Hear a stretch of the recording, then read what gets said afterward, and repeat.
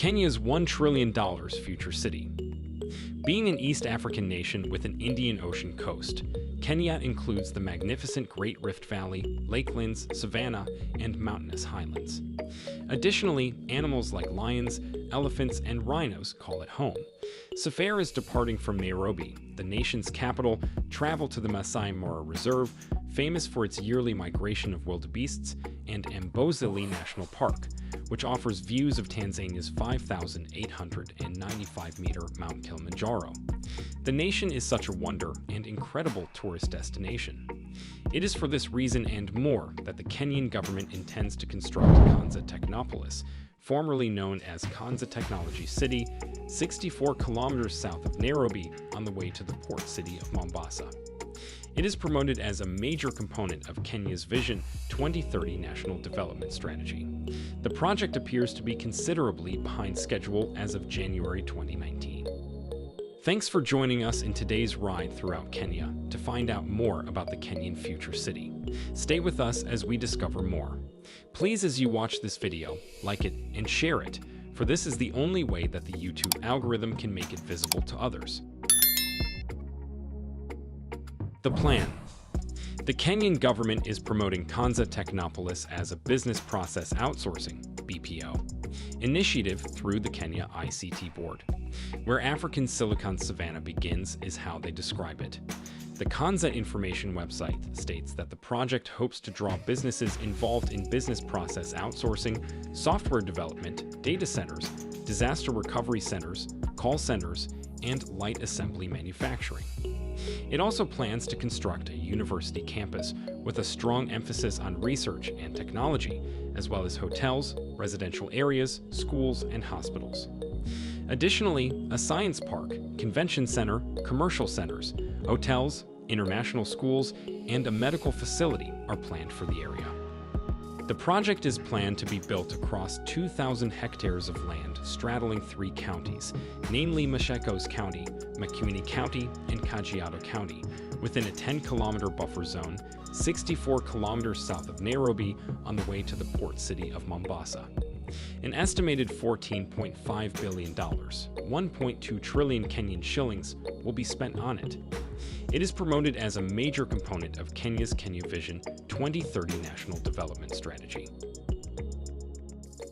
The strategy of the project's design. In July 2012, Master Delivery Partner 1, MDP1, was hired by the Kenyan Ministry of Information and Communications and the International Finance Corporation, IFC, to create a thorough business plan and master plan for Phase 1. 22 firms responded to the expression of interest for this assignment, and a short list of 6 was created. The ministry and IFC chose the worldwide team of 6 firms headed by HR&A Advisors, Incorporated of New York City. HR&A Advisors, Incorporated is a real estate and economic development consulting company with a focus on the implementation of sizable master plans. Creating the concept for the sales pavilion and the urban design for Phase 1 is the architecture and planning firm Shop Architects. An international strategy consulting company with a presence in Nairobi, Dalberg Global Development Advisors offers guidance to the KOTDA on economic strategy, tenant outreach, and organizational strategy. The local physical development plan for Konza is being created by the Nairobi-based physical planning company Center for Urban and Regional Planning. Oz Architecture is a design company that offers Konza sustainable development tactics. Techtrends is a global provider of engineering services that is creating Konza's infrastructure ideas. Dar Al-Handasa, a global engineering services provider offering construction management services. The development of the project. The Kenyan government and the Parliament Account Committee approved Konza Technopolis. Deloitte and Pell Frischmann, a design consultant with offices in the UK, worked together to create the first feasibility and concept master plan, which was paid for by the International Finance Corporation. At that time, the project's scope was restricted to a 280 hectares, 700 acres, technology park with BPO/IT companies as its main tenants. Pell Frischman suggested Kanza Technology City during the feasibility study to increase the viability of the technology park as a tourist destination. The Kenyan government concurred and hired Pell Frischman to create a new master plan for a metropolis of 2,000 hectares. Reasons why the project is taking longer than expected. For African governments who are already battling to provide adequate roads, light, water, and security to their existing cities, putting such idealistic plans into action is no simple undertaking. According to Abdu Nuwang, a senior urban specialist with the World Bank in Kenya, creating a new city like Kanza is equally as critical as improving infrastructure in places like Kibera, slum, in Nairobi to give water and a better sewerage system. Some detractors claim Kanza was poorly planned from the beginning. Independent financial analyst Ali Khan Sachu from Nairobi stated, "The vision is misguided. The vision is too big." This location is really remote. The current infrastructure is not being utilized. It is presuming that you can involve corporate entities, venture capitalists, and academia. But Tanjan Demo, who led a team that conceptualized Kanza Technopolis in 2008, said the first significant obstacle occurred in 2012 when the National Land Commission, NLC, which controls public land, implemented a time-consuming land acquisition method. The process was far slower than the previous one, in which investors signed agreements directly with government ministries, who took care of land leases, he claimed, and the delays led at least one contract with a German institution to fall through.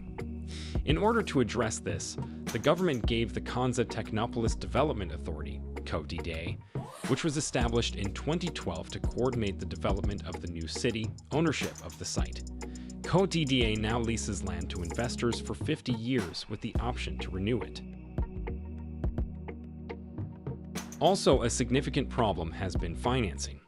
The government committed to funding 10% of Kanza's infrastructure in its strategic plan, with the private sector contributing the other 90% to the construction of universities, offices, homes, and hotels. Lawrence Esho, one of Kanza's project planners until 2013, stated that the government was hesitant to provide its share and has yet to approve a law to establish CODDA as a legal company, which would make it simpler to sign contracts with outside lenders. As a smart city, Kanza Technopolis will collect information from implanted smart devices and sensors across the cityscape, roadways and buildings, upon completion. The techtrends team will offer the design recommendations necessary for the implementation of smart data throughout the infrastructure system. Via a sophisticated communication system, software will analyze the saved data. This real-time data will enhance features like sensors on the road that keep an eye on automobiles, bikes, and pedestrians, allowing traffic lights to change to accommodate commuters as needed. Kanza Technopolis will directly serve its population as a sustainable, smart city by raising the standard of municipal services to keep pace with population growth. Thanks for watching. Do not hesitate to like, share, and subscribe to our channel for more informative videos. By the way, tell us in the comments section if you think this project will affect Kenya positively or negatively. Also, do you think a tech city is necessary in Africa? And tell us of other amazing projects in your country that will improve your country.